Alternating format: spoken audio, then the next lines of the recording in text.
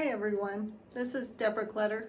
I have a new long arm quilting project I'm doing, and I'm going to be working on my vintage quilt top that I picked up these blocks over in Paducah and made a quilt out of them.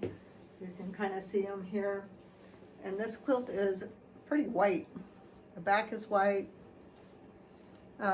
most of the front is white, and so I had to go buy some white batting to put on it so that it wouldn't look dingy, I guess. These quilt blocks still have like the blue marking on them, but I'm not going to worry about it too much. I spent the day trying to figure out what I was going to stitch on it, and I created a hatch pattern for the inside of the blocks, and then I have some other patterns that I already have that I'm going to use for the rest of the blocks. So it will be custom quilted, and I'm hoping the hatch pattern looks good. I digitized it today. It's kind of a mock hatch pattern, and it's just for these blocks. And I had to draw it in AutoCAD because I didn't know how to make it in Art and Stitch. So I drew it in AutoCAD and put it in Art and Stitch and then finished it. Anyway, I hope you like this project, and let's get started.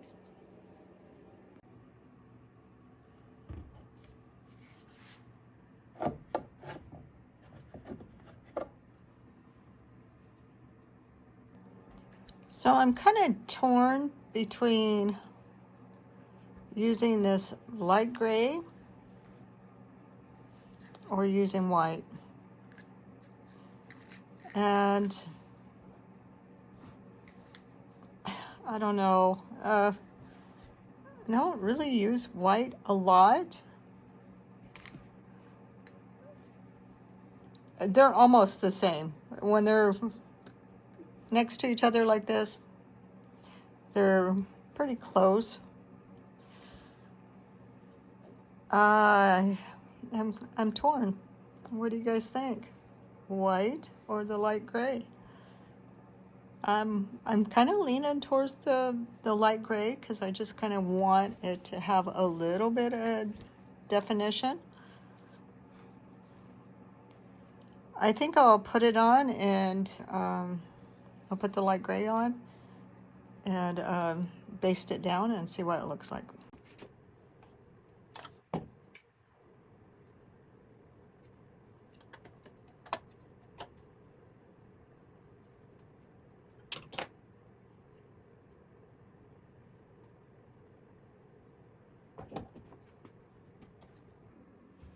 All right, normally you would see me pull out something and attach it to my long arm to check my tension, but I am going to do it on a piece of scrap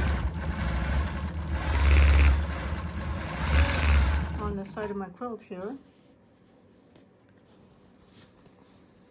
And just look at my stitches, and they're looking really good. And you can kind of see that even though this is that light gray, it looks white. So we're gonna go ahead and stitch it with this. So my husband made this for me so that I could put my camera on here and I can actually remove it.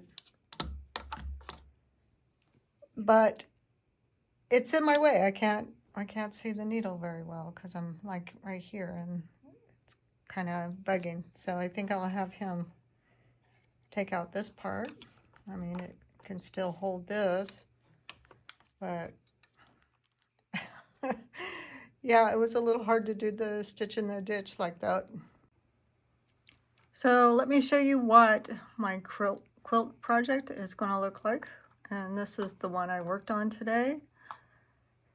So we're going to do this kind of thing in the borders, which the borders are 11.5 inches wide on the outside. And here is the cross stitch that I made this morning. And so we'll go ahead and stitch that out. So I think the first thing I need to do though is maybe do a little bit of stitch in the ditch around this top area, because that's the only thing I can reach right now is right here. And then I'll go ahead and put this border in. Can't really do the sashing, but I can do the little cornerstones. So yeah, I'll start with doing this. I am not going to base the whole quilt down and then come back and custom quilt it. I'm going to do it as I go along.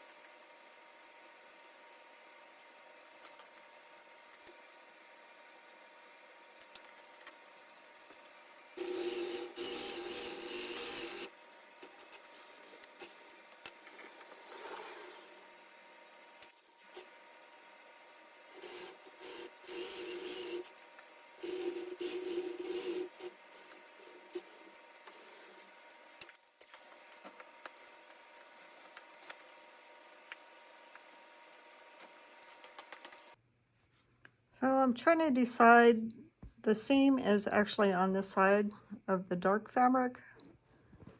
And do I want to stitch with this color on the dark fabric?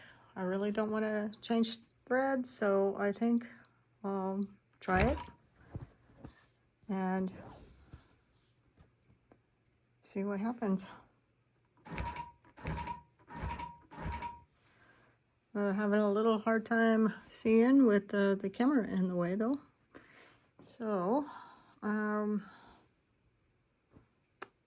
let's try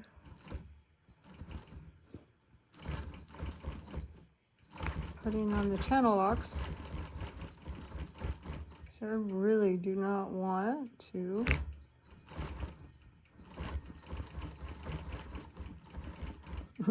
trying to talk and concentrate at the same time.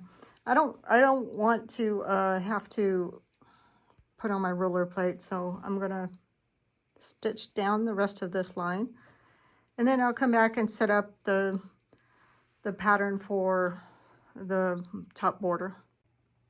All right, so I have the border drawn for my top border, and I'm not going to use like border corner to do this. I already have it kind of set up the way I want over here. I think what I want to do is put it back over here. I just kind of want to set it up manually. I calculated the other one on the other side at 11 inches. It's actually 11.5 inches. So I can probably take this border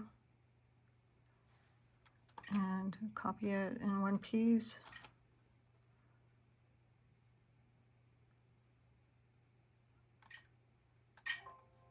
Now, obviously, it needs to go all the way to the border, and that's what I need to set up here in a second.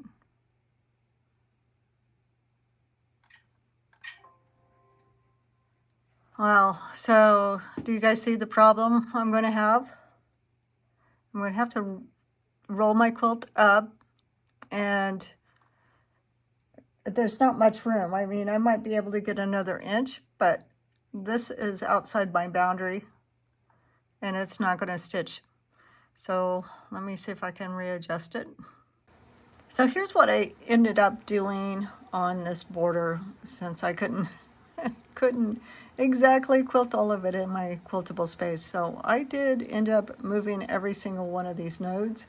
The only problem with doing that is, yeah, you don't know if it's exactly straight. Like, I don't know, this one doesn't feel like it's straight, but anyway, so I'm gonna go ahead and stitch that out and we'll see how it goes.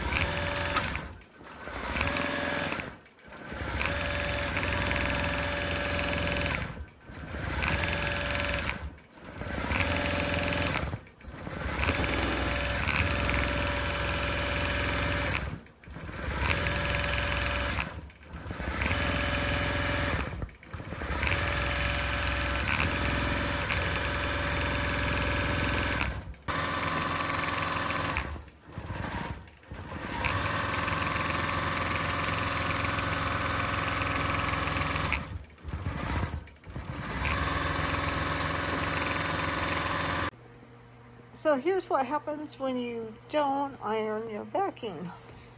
I never have pleating problems. I'm glad I caught this when I did, because otherwise it would have really sucked to complete the whole quilt. I'm going to have to take this whole section out and try to iron it out and see if I can fix it, and then try to put it back on.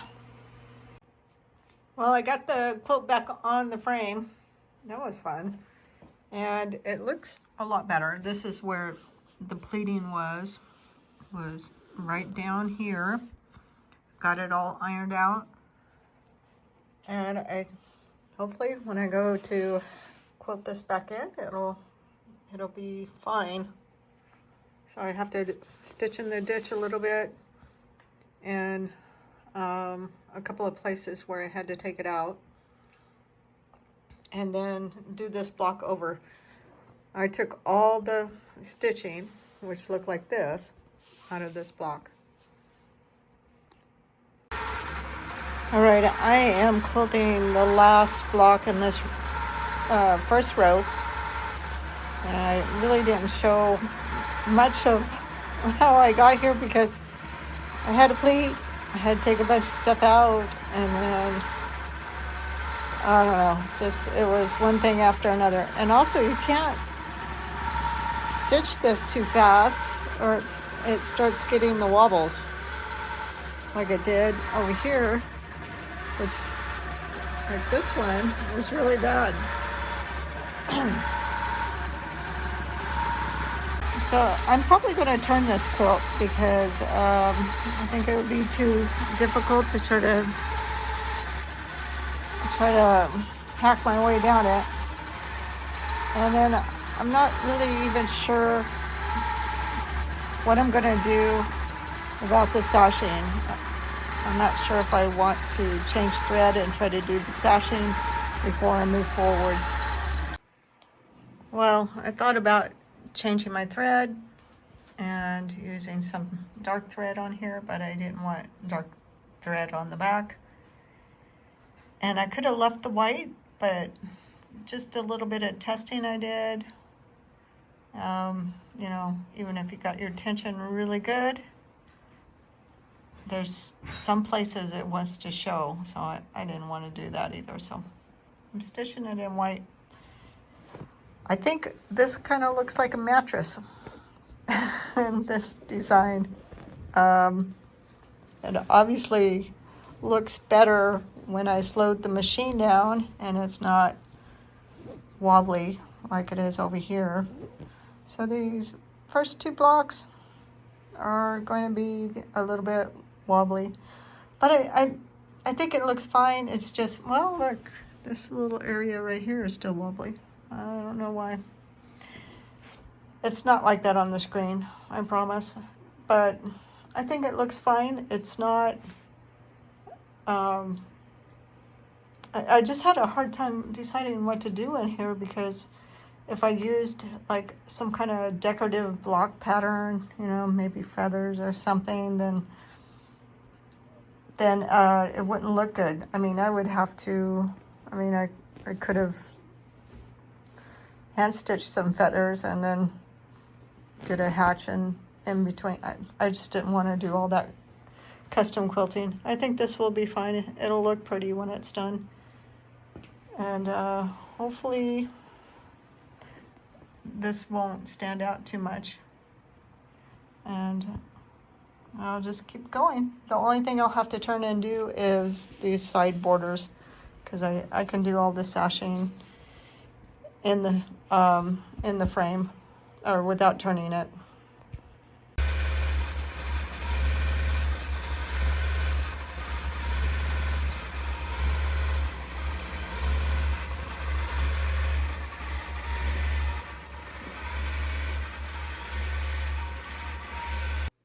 My vintage quilt is done, and I think it looks pretty good. It is very white still, and you can see the lines are still here from the markings, but not much I can do about that. Other problem I had to deal with a lot was all the thread shedding from the dark blue border. And I tried to cut it, and I tried everything. Anybody have any tips for that? I mean, it seems like once I get one out of the way, then another one shows up. So anyway, it's not perfect, but I think it looks pretty. The border looks pretty. It took me a little bit of time. I did do some free motion quilting along here, just so that the feathers would stand out a little bit. And I think that looks pretty good. So what do you guys think? Let me know. Thanks.